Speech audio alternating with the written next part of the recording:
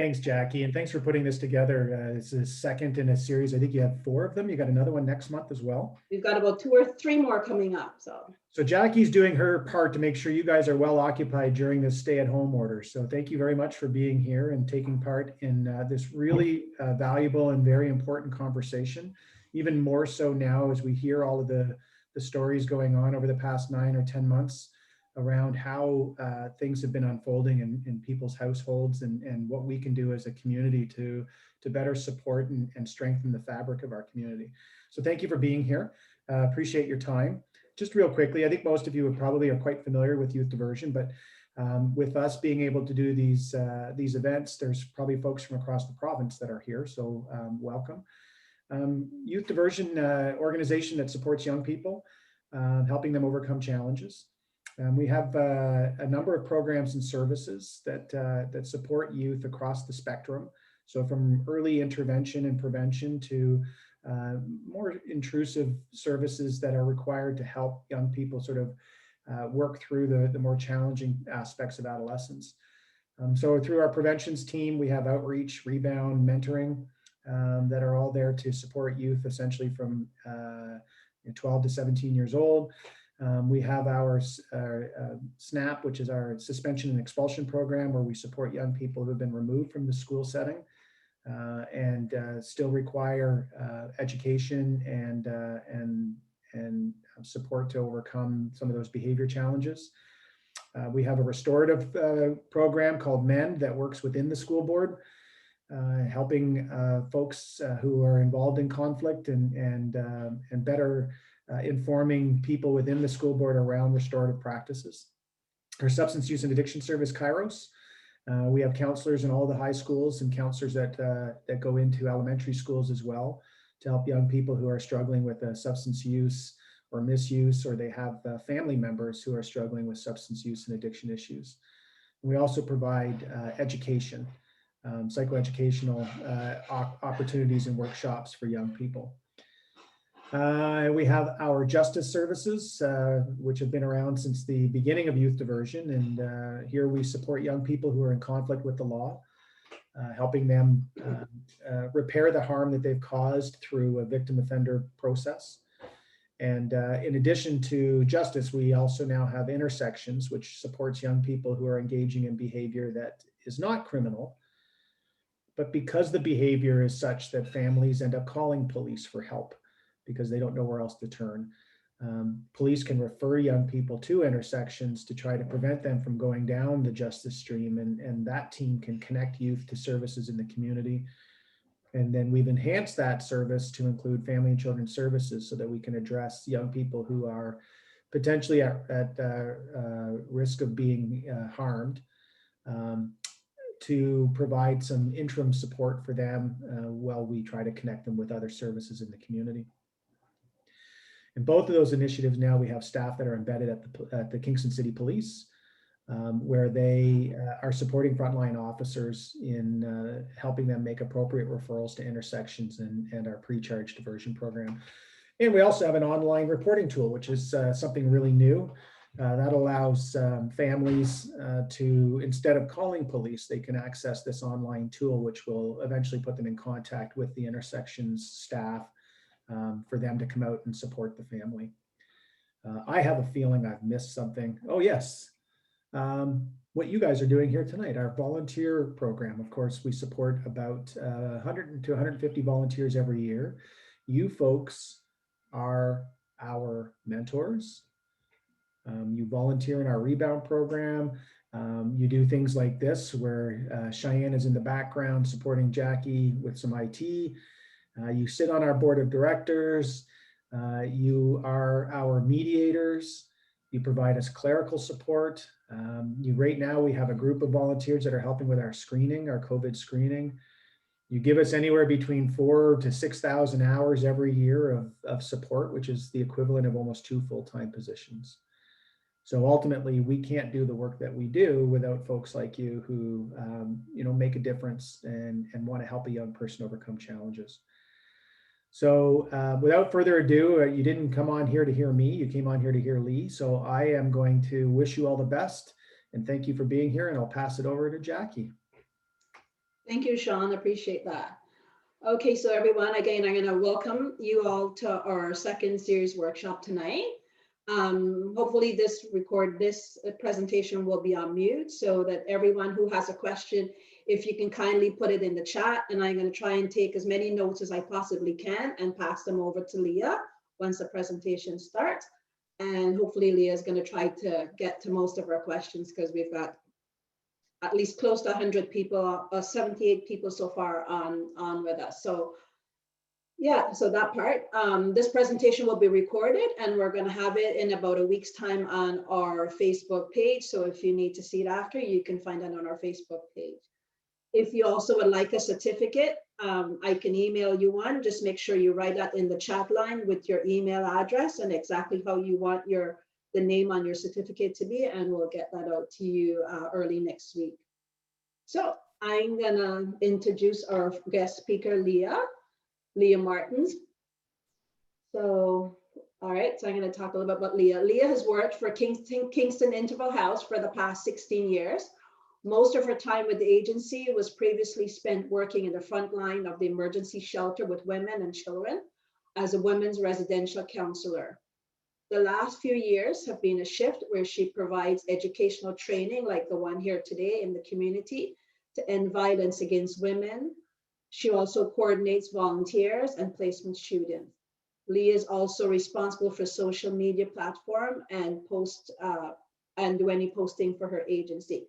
So with that being said, I would like to welcome Leah to start our presentation. Perfect. Thank you so much.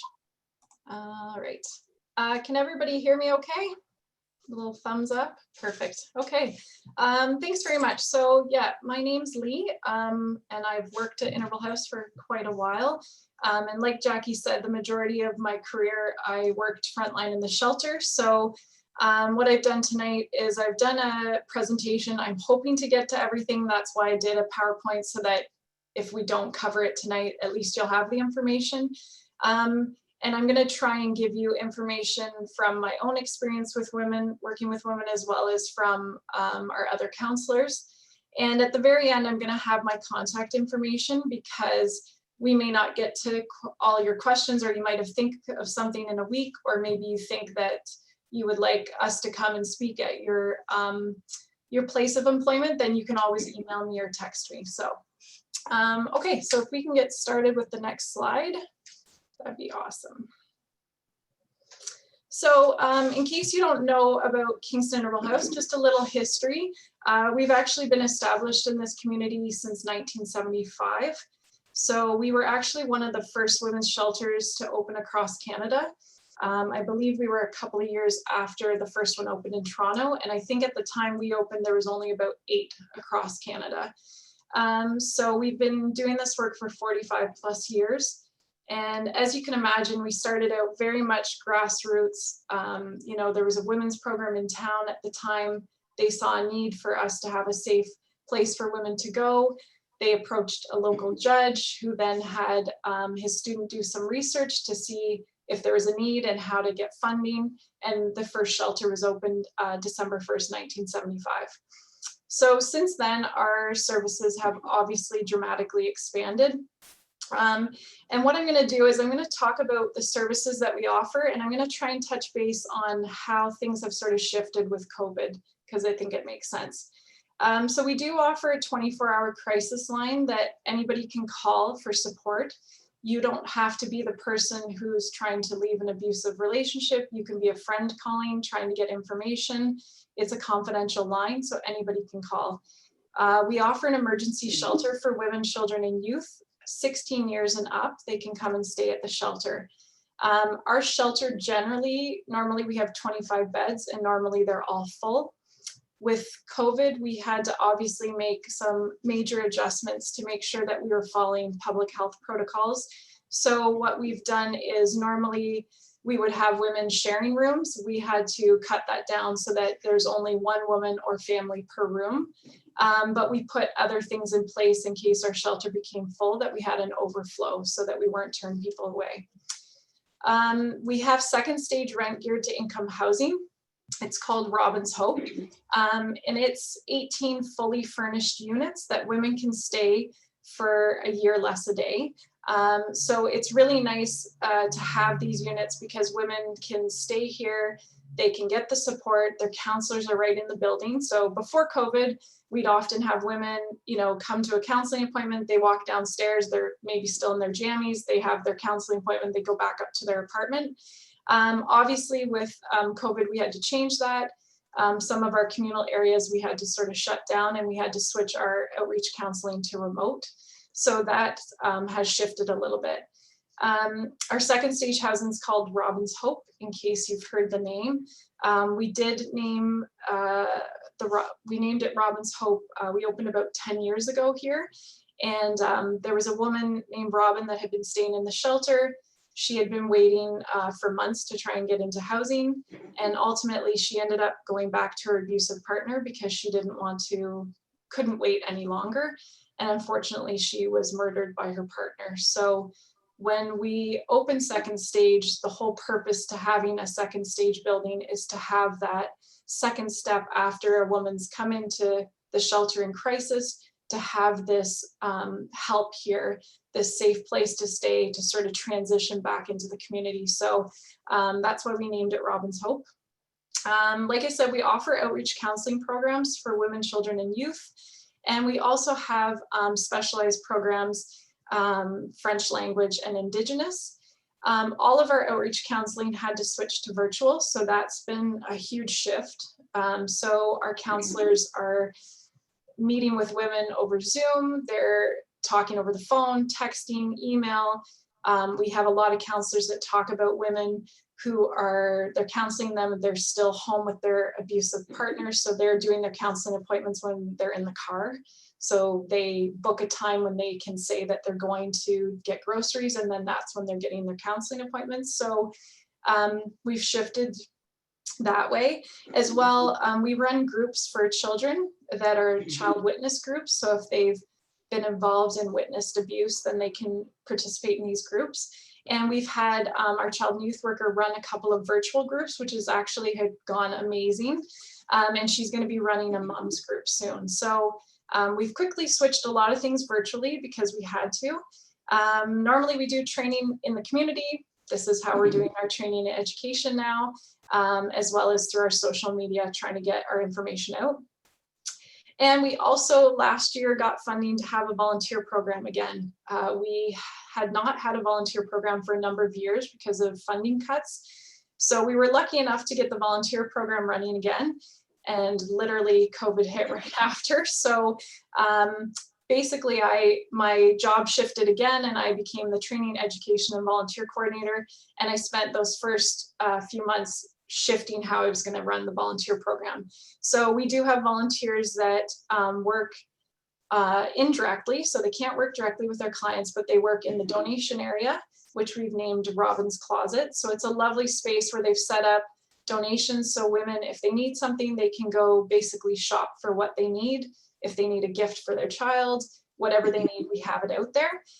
We also had volunteers in doing gardening. We had volunteers doing outside yoga, and then that switched to virtual yoga. And we're currently looking at different ways that we can utilize our volunteers' strengths through virtual ways. So we have one volunteer that did a bunch of video editing for us. So then we've got the information on how to reach us. I will post that again at the end. And I just want you to know, if you want to follow us on Facebook or Instagram, it's just Kingston Interval House, or Twitter is on there as well.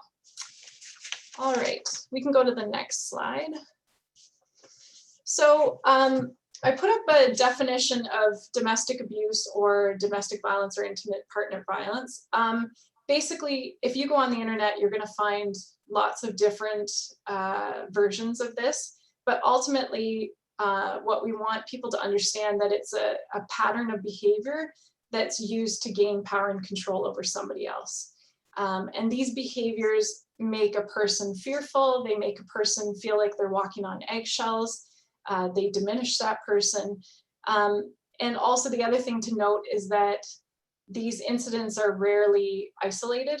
If somebody is being abusive, it's likely going to increase in frequency and likely going to increase in severity. We can jump to the next one. Perfect. So I wanted to talk a little bit about what abuse might look like. And I put probably the most overt form as first, because a lot of people still think that abuse is physical abuse, because it's the most overt one that you can see. If you see, you know, we've had women come into the shelter and they might have a black eye or something like that. Another thing to note too is that it can also be very well hidden. We have had women come into the shelter who have been abused in all different ways, as well as physical abuse. And if you looked at her, you would not know, because the abuser knew enough to hide those injuries. So that's something to keep in mind. But basically, it's any behaviors that's going to harm another person's body. So that can be pushing, kicking, choking, slapping, throwing objects at a person or near a person to intimidate them. It's basically any behavior that's trying to gain power and control over that person. And I think a lot of people still think of abuse just as physical abuse. I think in the, you know, Hollywood, when you see a movie, that's often the type that you're seeing. But that's why I want to touch base on different types of abuse, so that people know you can kind of keep an eye out when you're working with clients if you're seeing some other things. So then we've also got sexual abuse. So that's any forced participation in sexual activity. It can be forcing somebody to use birth control or not use birth control, forcing somebody to get pregnant, sexual assault. It can go lots of different ways, forcing somebody into sex work. We've had some clients that have said that the sexual abuse has gotten to the point where their partner has said, you know, if you love me, you'll help me to pay the bills. You just have to go do this. And they force them to start doing sex work. So it can look very different. And again, I want to note that these are just a few examples. There's obviously lots of different ways that abuse can come out, but I just picked some for you. Any questions so far, Jackie? No, we're pretty good. Okay, perfect. We can go to the next slide then. So I have grouped psychological, emotional, and verbal abuse together here because I think they often overlap. And I will say that if somebody comes into our shelter and says, I've only been physically abused, I can tell you that that's probably not the case, that psychological and emotional abuse was probably happening as well, because there's got to be a psychological component to somebody trying to intimidate you by physically harming you and all that. So they all go together. The other thing that it's interesting that a lot of times women will come to the shelter and say, you know, it wasn't that bad. It wasn't like he hit me all the time or things like that. I would actually say that the psychological impact for this type of abuse can often be much worse than just if somebody was physically abusive. This type of abuse really completely cuts down a person on who they are. It degrades them. It's, you know, these attacks on this person and who they are. It's the attacks on their values, their beliefs. It can be repeated accusations of infidelity. So constantly saying that you're cheating on them or that you're seeing other people or doing all these things. Not allowing access to basic needs. So I can remember clearly having a woman come into the shelter whose partner literally locked the cabinets in the kitchen and the fridge so that he could control her being able to eat and when she could eat and what she could eat. So, you know, that is such a psychological thing, such a controlling thing for him to access that and to not allow her to access those basic needs. So it can be, you know, the name calling, putting a person down, completely just eroding their self-esteem, yelling at them constantly criticizing somebody,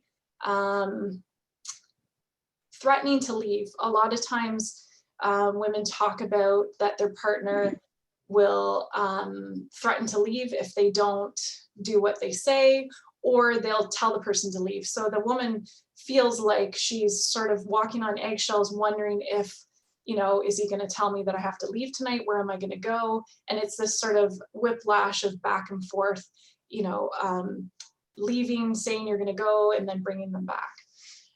Basically, it's making a person just feel awful about themselves, play mind games, things like that. Any questions before we?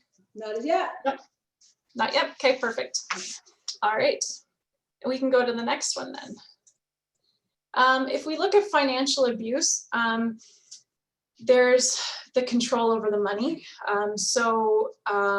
We've seen partners that control all the money that comes in. So if a woman works, she is handing the money right over to her partner. They're not allowed money for personal use, or they're given an allowance. So here you have a grown person telling another grown person that they're only allowed a certain amount of money, and here's how they're going to spend it. So it's that control, that complete control over their financial situation. Bank accounts are in the abuser's name. They might not be allowed to have a personal bank account. So again, any money that comes in goes into this joint account, or goes into his account or her account, and they're not allowed to touch it. So it's that control over everything. They might be forced to sign different paperwork that they didn't want to. And it can also, we've seen women that have had just their finances absolutely ruined because of their partner. They've, you know, got them to sign things. They've ruined their credit. They've, you know, they've had housing together and then left before they could finish paying, and then it gets put on her because her name's on the lease and things like that. So it can look very different, but these are some of the things. All right, next slide. Perfect. So the other ways that abuse can happen. So basically intimidation to control another person. So we often hear our clients talking about, you know, I know when they have that look on their face that I need to just keep a low profile, or go leave the house or hide. So it's just trying to intimidate the person, smashing things or destroying their property, displaying weapons. We've had women talk about, as things were escalating, the partner started talking and then quietly just put a knife on the table in between them, just sort of that intimidation, like, you basically better listen to me, or this is what's going to happen. Or they overtly say, if, you know, they smash their belongings and say, if you leave, this is what you're next, basically. So there's that intimidation to control people as well. Using isolation, we see this all the time, where there's that control over everything that the person does, where they go, what they do, who they see. They try to isolate them from family and friends, from those supports. And I'm going to talk in a bit about COVID-19 and how that has impacted women and children who are living with an abuser. But this would be, you know, we're seeing this because we basically are all isolating. We're all having to work from home for the most part. And we were seeing that just aided abusers, because there was nowhere for these women and children to go. Again, I'll talk about that a bit more, but they use isolation to try and limit that outside contact so that help isn't there. Minimizing, blaming, you know, making light of what happened, saying that they're crazy, that didn't really happen, that's not abuse, or trying to shift the responsibility so it's not their fault that happened, and putting the shift onto the victim. So there's things like that. Abuse towards pets or property, we sort of talked about that. So that can be used as an either explicit or implicit threat that basically, look, you're going to be next. If you don't follow what I say, or if you don't listen, this is what's going to happen. Lee, I've got a question for you. Sure.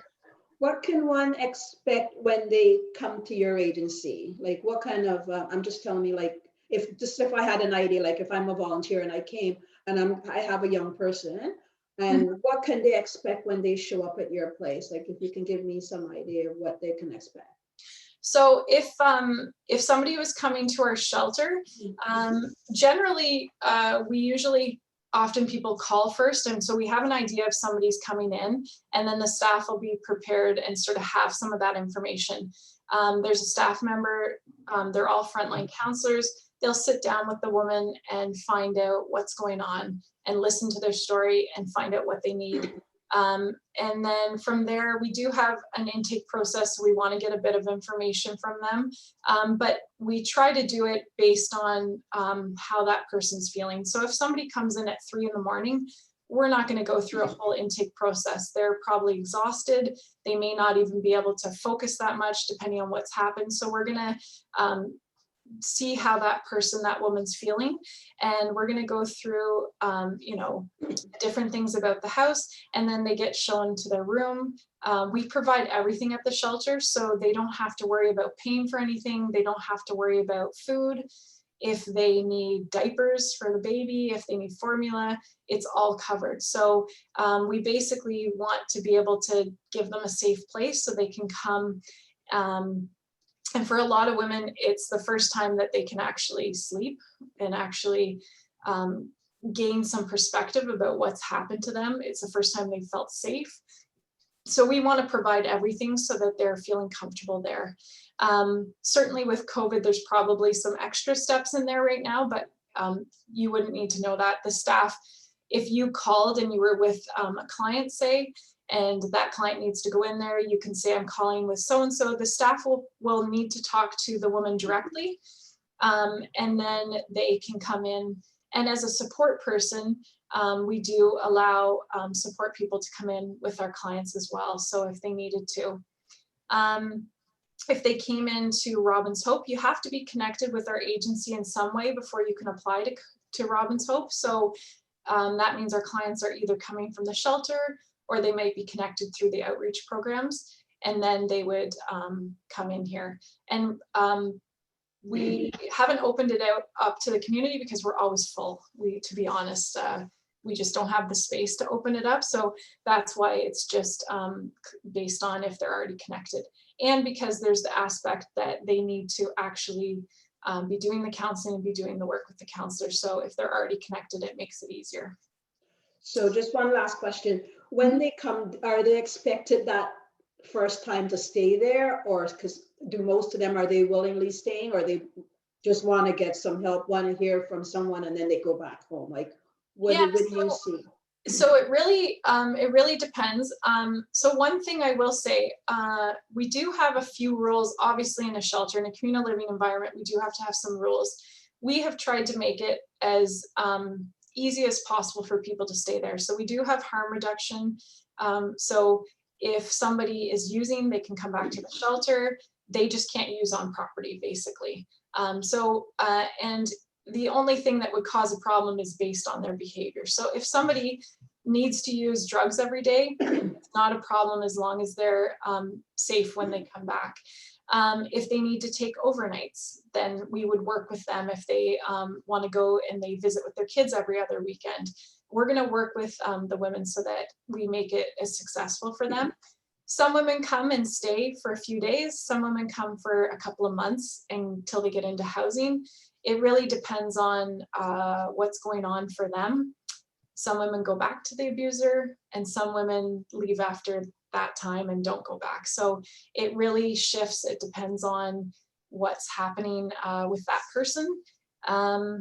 And again, with COVID, I feel like our numbers have really been fluctuating a lot. And I think, anytime we have these lockdown orders and our numbers increase in terms of COVID numbers, I feel like that's made our numbers in the shelter almost decrease because people are a bit nervous to be in a communal environment. And one thing we are trying to get out there is that we have so many measures in place. It's probably the safest place. It's probably the cleanest place besides the hospital right now, because we're constantly cleaning. We're making sure that women have separate spaces. They don't even go into the area, the kitchen. Staff go and get the food. Staff are all fully covered so that So I think there's still that fear of staying in a communal place that sometimes holds women back, or they can't get away from their abuser right now to even call us. And that's the other big worry with COVID, is that when you're isolating at home, if you're isolating at home with an abuser and there's no stores that you can get out to, things aren't open, how do you make that call? How do you get away to be able to give us a call? So any more questions before we keep going? Oh, we can move along. Okay, all right. All right, so other ways that abuse can happen, a lot of abusers will unfortunately use the children to hold the person there. So trying to say, you know, if you leave, they're going to take the children away. I'm going to call like CAS and say you did all these things. Or they use the children to relay messages and sort of pit them against the other person.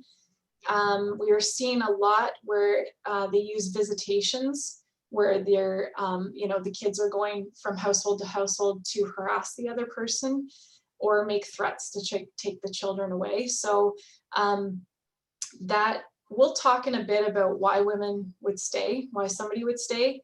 That's going to come up, and we'll talk about that in a minute.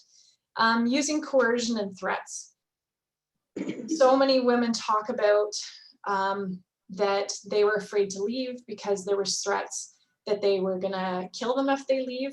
We also know statistically that the most dangerous time for a person leaving an abusive relationship is when they leave, and right after. So there's very serious threats.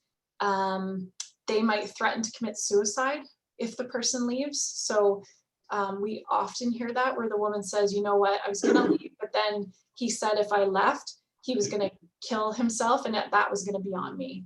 So they ended up staying. So it's that control and that coercion to keep them there. They might make threats that they're going to report her. They're going to say that, you know, I'm going to say that you're doing these illegal things. Yeah. And they might coerce them into dropping charges if charges have come up, things like that. Did I see a question, Jackie? Yes, okay. You mentioned that some people will tell their abuser they're going out for groceries when they have meetings with counselors. Are there other strategies people commonly use to speak with you guys if they're isolating with their abuser? Yeah, and so we actually put out a few, that's what I mean, on our social media, we're trying to do educational things. So we've talked about, you know, if women can get out of the house with the kids and they go for a walk, is there a neighbor they can go to use the phone? Or do they have a vehicle? Can they get in the vehicle and just drive somewhere so that they can get help? We even talked about, you know, if you have something delivered, can you hand something to the delivery person to say, call 911, I need help, things like that. And so it's interesting, you know, even our groups, we had one mom that wanted her son to be in our child witness group, and she couldn't do it at home. She didn't even have internet at home. And so she, every time that the group was on, would drive to a Tim Hortons parking lot and sit there so that her little guy could get that support. So one thing I will say is women are very, very resourceful, and they will find ways if they can. It's unfortunately some women are so controlled by their abuser that they're not even allowed to step foot out of the house. So that's what makes it really worrisome about these lockdown orders. We know it needs to happen in terms of COVID, but it's really scary in terms of somebody with their abuser. And I've got another question. Does your agency support men leaving abusive relationships? So our agency is actually just to support women. That doesn't mean that we don't know that abuse doesn't happen to men, but our funding is to support women and children. But I do know that there is counseling out there. I know that Resolve Counseling, they do counseling for men as well. Now, certainly our 24-hour crisis line, anybody can call, and I've definitely had calls where it's been men calling to get some support, and then I've passed them on to other places. But again, our funding is for women. All right, the next slide, just this is, I'm sure people have seen it, it's the power and control wheel. So this is basically how abuse can happen and the ways that that can happen with power and control. And at the top, it shows you where you can find out more information about that. So we'll just, looking at the time, so we're gonna keep going, because I want to talk about the cycle of violence. I think a lot of people have probably heard this. We generally talk about 3 different phases. The tension building phase is when you're going to hear that term where the victim feels like they're walking on eggshells. It feels like there's so much tension. The abuser is getting increasingly frustrated, unable to cope with everyday stress. They might become fearful that the partner's going to leave. Maybe they recognize that they're not being very kind, and they're fearful the partner's going to leave. So then they start to become more controlling. The women talk about that in order to cope, they'll either deny that the abuse is happening or that violence is about to happen, or they will try to be very nurturing and compliant and do whatever they say, or they'll try and just completely avoid, because it's that tension in the air where it's going to come to a breaking point. So they're trying to just cope. How can I keep safe? And that's what's also scary about women isolating at home with their abuser, is if they're not able to get out to work, if they're not going to school, if the kids aren't going to school, then how do you get away? How do you step away when you're sort of stuck at home? So that's sort of the first phase. If we go to the next slide, it then will go to an incident. So this is where basically a violent act or an incident occurs. So it's escalated to the point where the abuser cannot control themselves and something happens, and it's basically to sort of control their victim again and teach them a lesson. They might claim that they don't want to hurt them, that basically if you had listened to me, this wouldn't have happened. It's basically to teach them a lesson. And one thing that we will say is that it may start off as something small, like they throw something at you, not something small in perspective, but it will escalate, and often will escalate to worse and worse injuries or use of weapons, or unfortunately sometimes to death. So if we look at the next slide, so phase 3, we call it the honeymoon period. This is basically that awful incident has now happened, and now the abuser is trying to get that control back, trying to keep that person there. So they're showing extreme kindness. They're the perfect partner. They're trying to do everything so good because they're afraid that the victim's going to leave. So they might bring gifts. They might make promises that they're going to make changes. They're going to promise they're never going to do it again. They're going to get counseling, things like that. So it can entice the victim to stay, because they may think, you know what, I really think he's going to make some changes this time. He's set up counseling. I really think this is going to happen. One thing to note, that if somebody's in a very abusive relationship where it's been happening for a long time, it can get to the point where that honeymoon phase is actually, like, the whole cycle is reduced to a day or not at all. So it can get to the point where you're doing the tension building incident honeymoon period very quickly, or you're not even getting that honeymoon period where it's just the violent incident and walking on eggshells. So that's something to note as well. These are just some statistics for 2018 into 2019. It'll be interesting. We don't have our statistics for last year, so it'll be interesting to see what our numbers look like because of COVID last year. But in this year, mostly, this is from March to March. So we had 137 women and 47 children in emergency shelter. That's pretty standard numbers for us. We provide counseling to 281 women and 95 children with our outreach programs. Facilitated safety plans with 381 women and 125 children. Those safety plans are when we can do it with the women and children if they're still living with their abuser, or if they've left, and it's to make sure that they have a plan in place if he shows up, or if they're having a visit with dad, how to keep themselves safe in terms of kids. We had 1,400 crisis calls. I'd actually say that it probably could have been even a bit more. Sometimes we don't always get the crisis calls written down, and so that's an approximate. 175 transitional plans. So that's transitioning women back into the community and helping them to transition to the next stage. And then 46 women and children stayed at Robin's Hope that year. If we go to the next slide. So you might have heard about red flags. So these are things that are going to cause your sort of gut to clench and think something doesn't seem right. These are sort of things that are going to make you wary about a partner, make you a little bit worried. If you're hearing your friend talking about a new relationship and you're hearing some of these things, it's going to make your sort of, I call it your spidey senses, you're going to wonder what's going on. So these are things that we sort of can see at the start of an abusive relationship that can sort of give us an indication that it might become abusive. So they're trying to limit contacts, they're trying to isolate you, trying to keep you from friendships or other relationships, very jealous of those relationships. We've seen a lot where they speed up the relationship. So they want to move in together right away, get a joint account. They're prepared to do all this within a couple of dates, within a couple of weeks. There's the subtle control where they're trying to start to control like the way you dress, like you're with me now, you don't need to dress like that. You know, why would you want to look that way for everybody else? You know, I should be the only one you're trying to impress, things like that. Just the general lack of respect for anything that you're feeling. Statements like, if you loved me, you'd do this. So there's that coercion piece.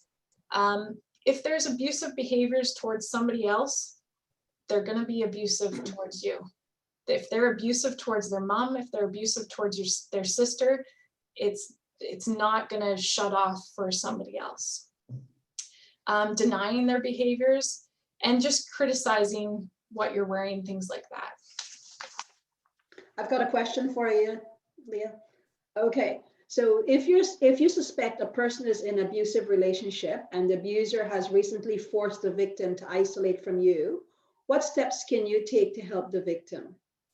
So I'm going to put that question on hold because we're going to talk about it in a few minutes. Okay, thanks. So can you keep that one for a second? And I'm going to try and just quickly get through a few of these so we can get to that, okay? Sure, thank you. These are just a few general statistics, you know, that women are more vulnerable to being assaulted in their intimate relationships, that it's rarely an isolated incident, that it's most likely going to increase in severity. This one, that domestic abuse can cause serious and sometimes permanent damage to the victim. We see this with victims where it can be either physical or their mental health. We see clients that have PTSD after sustaining abuse for years, or they have anxiety now, or different ways that it's coming out, as well as even physical injuries from abuse. And victims are more vulnerable to self-destructive behaviors. If you're in an abusive relationship, you have to cope somehow, and oftentimes it can come out in ways that are not the healthiest, but it's the way that that woman's going to cope. We know that Indigenous women are killed at 6 times the rate as non-Indigenous women. And in Canada, 6,000 plus women and children sleep in shelters on any given night. And across Canada, every 6 days, a woman is murdered. This statistic still chills me, the last one. In 2019 in Ontario, a woman or child was killed every 11 days by a man known to them. And that statistic came out of the Ontario Association of Interval and Transition Houses. They keep track of what we call the femicide list, where it's basically women and children that have been murdered because they're women and by men known to them. And so they took their statistics from that. So every 11 days in 2019, we lost somebody. So this is a question that we get asked all the time. Why did they stay? I think if you've sort of been listening to how abuse can happen, you may start to think, if that were happening to me, if somebody was putting me down every day, if somebody was controlling every aspect of my life, it would be incredibly difficult to then just up and leave. So, you know, there's the threat piece where they've threatened if they leave them, they'll kill themselves, they'll kill the children, kill the woman, they've killed a pet, things like that. Like I said before, the most dangerous time for an abused woman is when she attempts to leave.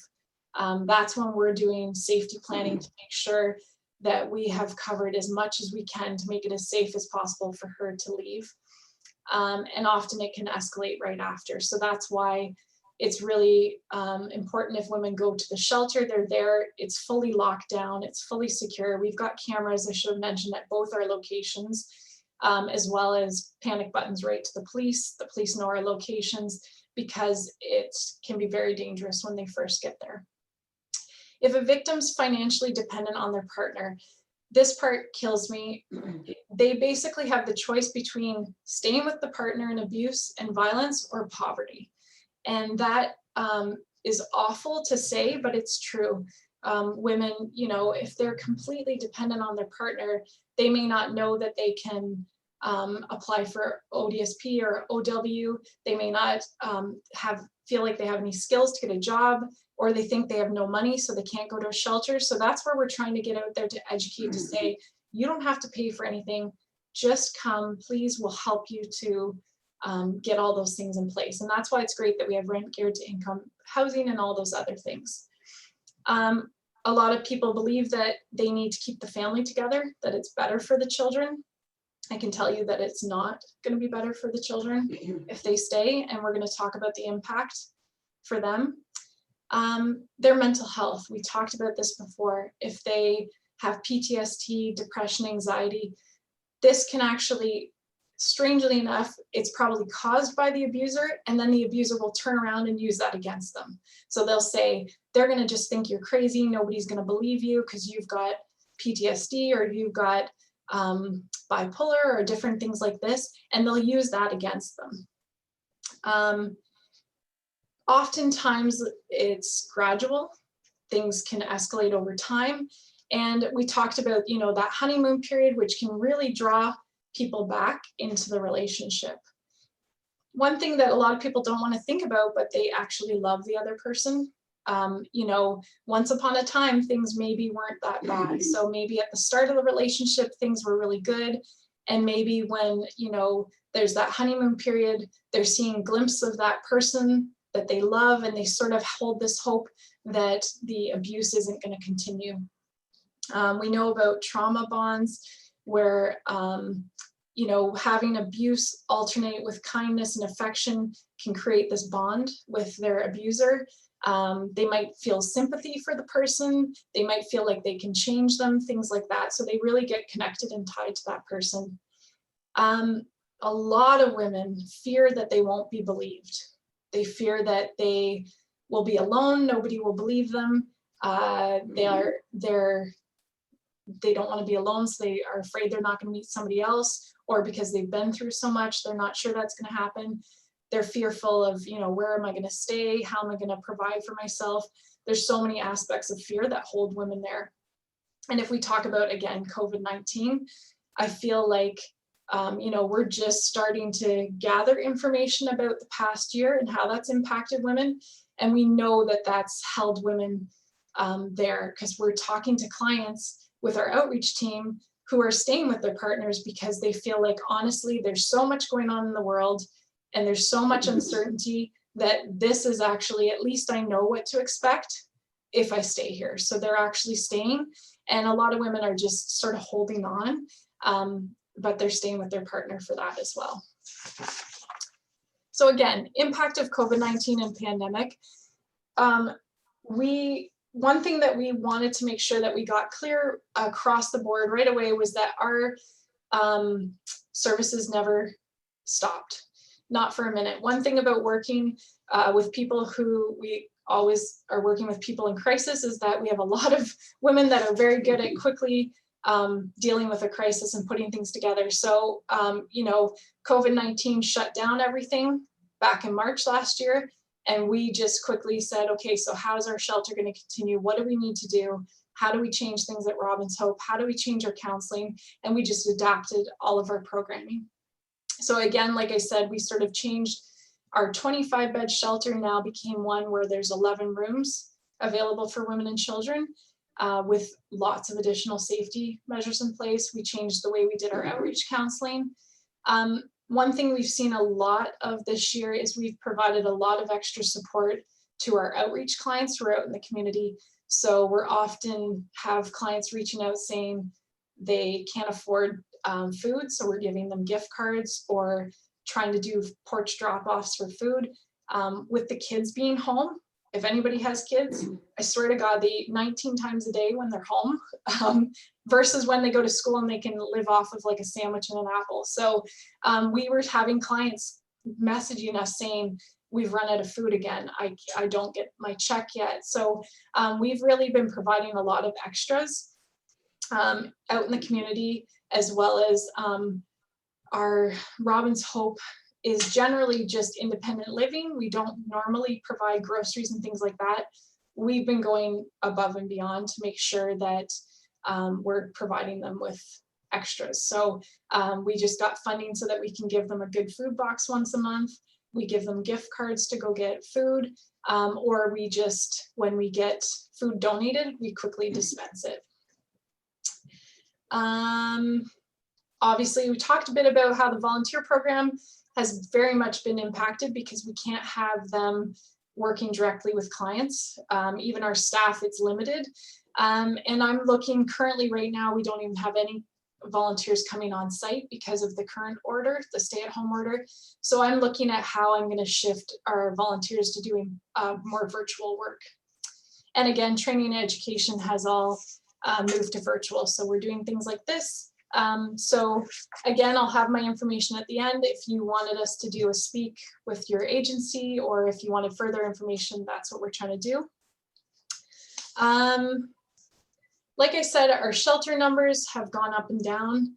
I would say that our crisis calls have definitely increased. I think a lot of women are reaching out for support. They just may not be coming into the shelter. Or the other thing is, some women are coming to the shelter, and luckily housing has been really good about trying to get people into independent housing, so they're getting housing quicker.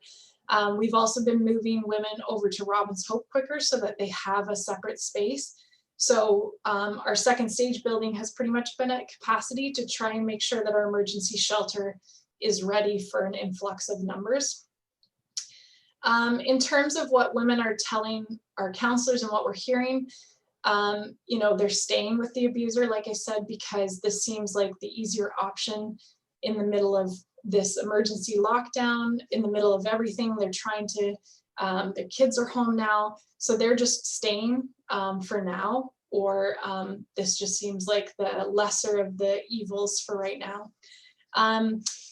Interestingly enough, we have a lot of women talking about having more contact with their ex-partners. So they may have contact because of children, and they've kept that contact and met up with them because they don't have anybody else to talk to. They're not allowed to go see anybody. They're very isolated. And so they've ended up sort of reaching out to their ex-partners more just because they already have that contact. One of the things that was really worrisome for us is that when children aren't in school, a lot of times for children that are living in a home where there's abuse, that's their support system. That's their chance to get counseling. That's their chance to get food. So that was really worrisome for our outreach team. And then again, the flip side too, with women, if they haven't been able to work, if they're home, they don't get out to, you know, go to the store or have a coffee with somebody. So there's less opportunity to break away from the abuse. And one of the things that we noticed last year when COVID first hit in March was that it was eerily quiet. And for the first few weeks, it was like we were walking on eggshells because we knew that abuse hadn't gone away. In fact, it was probably likely increasing, but we weren't getting the calls. And I sit on committees with police officers, and I was talking with them, and they felt the same. They were anxious because they weren't getting the calls, and it was because people were fearful and they were staying home. So I think our numbers and our calls have certainly increased as it's gone on. Okay, I'm gonna just keep going because I've only got a couple more slides, and then we'll do a bunch of questions if that works, okay? Perfect. So basically, who's at risk? I mean, abuse can happen to anybody. Obviously, we when I'm doing presentations, the work that we do, we work with women. So I'm talking about women for the most part. And we do know that women are at higher risk. And there certainly are different factors that are going to increase risk. So we know that Indigenous women are 2.5 times more likely to be victims of violence. We know that younger women are more likely to be involved in an abusive relationship, perhaps because of vulnerabilities, because of they're unsure of themselves, various reasons. We know that women with physical and cognitive disabilities are at more risk, and they're often dependent on their abuser for day-to-day tasks. We've had women that have wanted to come into the shelter. They've come in, we've set up everything in place, but the partner wouldn't allow her to have her wheelchair, wouldn't allow her to have all these different things and she really just was codependent on him to do everything because he had done everything for her. So she felt like she couldn't leave, even though we were trying to scrambling to get all these things in place. So that can be a way that it puts them in increased risk. We know that immigrant women, there's, the language barrier, especially if they have a language barrier and their partner doesn't, then they often have no knowledge of services. They don't know what's allowed in our country and what's not allowed. Their partner may say that this is normal and you just have to deal with it. We will have women come in, and once they learn what is illegal here, they're sort of baffled at times. Women who identify as lesbian, bisexual, I should have put transgendered in there. We know that stereotypes can sort of portray them as being more sexually available, and that can cause them to be at more risk, or there's homophobic harassment and things like that. We know that women of color, unfortunately, we know there's systemic racism. We know that studies show that if women of color report violence, their experiences are often taken less seriously. So unfortunately, this puts this group at a higher risk. The impact of abuse, this is a very small list compared to what is going on for women and children. So you can imagine it's going to impact somebody's self-esteem, self-worth.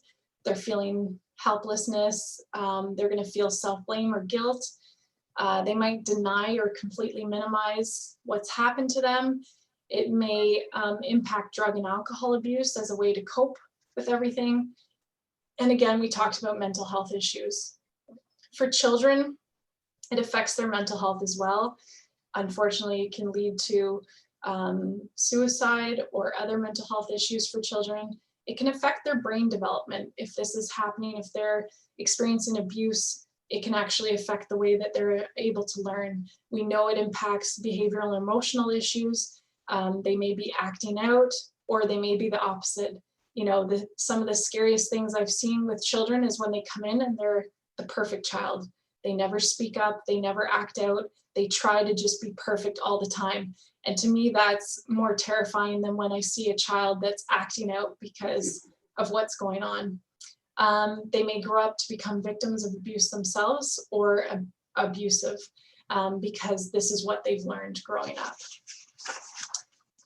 So somebody's question, I think we talked about, we're going to start to talk about it a little bit. So how can you help? The biggest thing that I would say is that you want to make sure that the person's safe. You want to make sure that their safety is first. So if you're trying to support a client, you want to make sure that you're not handing them anything or emailing them anything if the abuser might have access to that, or talking about things in front of the abuser. You want to make sure that ultimately that they're safe. Listen more than talk. If somebody is starting to talk to you, just let them talk. They may have not told anybody else, so just having somebody listen to them might be the support that they need. And don't assume that you know what they need. So if somebody opens up and talks about abuse, don't assume that they're going to want to come to the shelter. They may just want to talk about it. They might not be ready to leave. And this can be really hard, but try not to judge if somebody does stay with their abuser. Trying to just be that support, it can be incredibly difficult. especially if it's somebody you care about, if it's a friend or somebody you love. It's really hard to watch somebody go through that, but try to remain as a support, because you don't know when that person will be ready to leave, and you want to be there as an open door, ready to help them. Learning about services in the community can be a really good way to pass on supports. And just remembering that they're living this, so they know what's going to be best for them, and try to just respect that choice. One of the things that we pass on when we're talking with, our students and our new counselors is, if somebody started to talk to you, or if you're a support person or a volunteer and the client started to talk, just remember to breathe. What you're hearing might be really incredibly difficult, so trying to just take that minute to take a deep breath. Clarify on confidentiality if you are in a position where you're working and you want to make sure that they understand what they're going to tell you and what your limits are on that. Making sure there's privacy, listening, listen. Watching your body language and facial expressions. Again, it can be really difficult. Some of the stuff that you're hearing can be awful, but trying to just remain supportive and sort of watching that person's body language. Clarifying next steps. That can be really important to make sure that you understand what that person wants. So you don't want to make an assumption that they want you to call the shelter. You want to clarify. So would you like me to get you the number for Interval House? Would you like me to call with you? Things like that.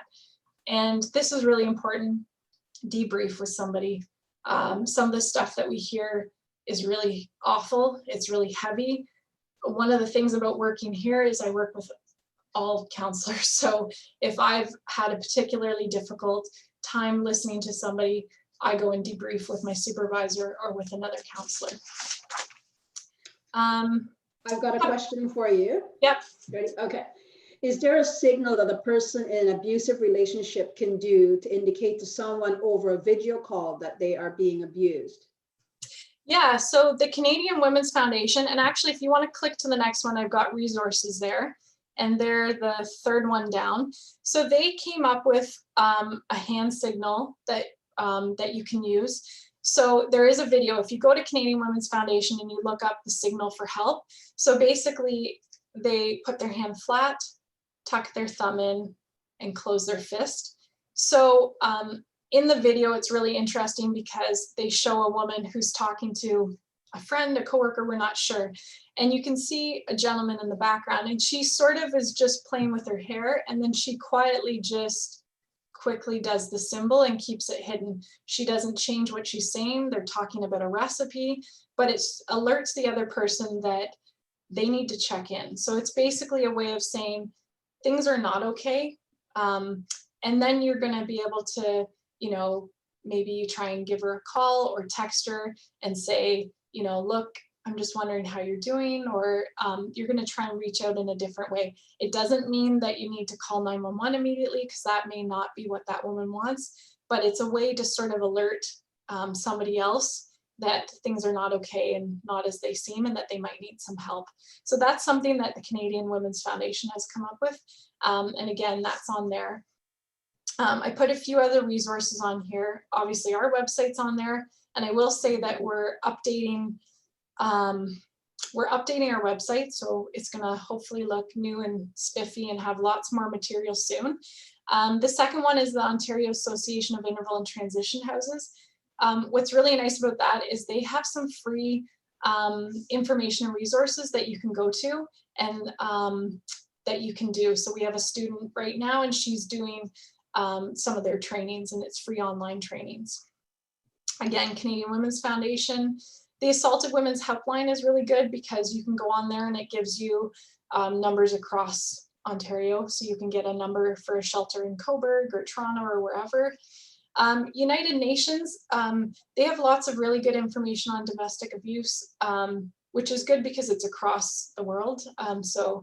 CLEO is the Community Legal Education Ontario, lots of really great resources, not only on legal information, but they have a really great safety planning, how to create an individual safety plan, things like that. Luke's Place is out of Toronto. They're really wonderful. They have lots of information on legal stuff and things like that, custody. And then 211 is a number that you can call to get a local resource. So wherever you are, you can call and then get numbers.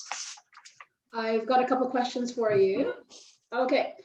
The question was, have you seen an increase in parents being abused by their children as our population gets older because of COVID? Or during COVID, sorry. Yeah, and so I should have mentioned too, I think I mentioned at the start that women can use our services at 16 and up. We have women using the services at a variety of ages, and we certainly do see elderly women that have been abused by their children. And I'm not sure, again, I'm not sure if we're seeing an increase right now. Again, I feel like in the next year is when we're going to sort of know more about how COVID has impacted that. I think COVID and this past year and all the stress, if there's already abuse happening, it's just going to make it worse. And I think the additional stress and everything that's been going on in the world right now is not going to help. And it'll be interesting to know whether or not we see more elderly women coming in. I know we see a lot of youth. We do see a lot of youth coming in. And I'm not sure if that's that maybe we're getting our education out there. Maybe they're realizing sooner that they need to leave or what the reason is, but we do have a lot of youth. Hopefully we're getting referrals when it needs to happen. So. And I've got another question for you. What signs might children demonstrate if they are witnessing or experiencing abuse and trauma? Kids. Yeah, so it's really hard because kids can sort of, it can impact them so differently. So we can have kids who completely act out. All of a sudden, you know, they can't concentrate in school. There's behavioral issues. They're hitting their brothers or sisters, things like that. To the kids that are acting perfect, they are very parentified, so they're acting like the parent in the taking care of their younger siblings. You know, when I've had kids come in and worked with them, and some of the words that come out of their mouth. So a 4-year-old all of a sudden saying, you know, something like, "You better shut your effing mouth or else this is going to happen." That's not normal. 4-year-olds generally don't hear that. They're probably not hearing that at school. So where are they hearing that? And I think, you know, again, with kids, it's really hard because they can be so different. But if a child all of a sudden goes from being this bubbly little happy child to very withdrawn, you know, they're having accidents, they're not eating as well, things like that, there's obviously something going on. So it's really hard because it can vary. But as you get to know clients or people in your life, I think if there's any significant change, then there's a reason to sort of investigate what's going on here. And it might not be that there's abuse, but it could be that there's something else happening, right? Lee, I've got a question for you. And I guess we never talked about it before, but we're recording the session here tonight, and people are asking about your presentation slides. So I'm not sure if you're allowed to share that or if they're just going to get our recording. So yeah, I think I don't see a reason why I can't share it. Yeah, because I know we've sort of had to flick through it really quickly. So I don't see a reason why I can't share it with you, Jackie. And then if people want, I'll just leave it that way if they want to email you. The other thing is too, you've got my information here. I'm happy if anybody wants to send me an email. I will say it's the longest friggin' email in the world. I don't know why we don't have an acronym for it, but seriously, they even put the word "and" in there. So it is training and education coordinator at kingstonintervalhouse.com. The other thing is that's my work cell phone, so you can call or text. So if you do have a question, or if you want me to send you the PowerPoint, or if you, for whatever reason, that's totally fine. Or if you want to get further information on one piece of the PowerPoint, we can send you that as well. And then again, at the bottom is our crisis line. Again, 24/7. There's always somebody there. If you need help, if you want to pass it on, please do so. I don't know how we're doing for time. Any other questions? We're really good. Okay. Not so far. So far, I think we're good. So Oh, people are just thanking you, Leah, for a great Oh. job that you've done. So yeah, thank you You're so welcome. much, Leah.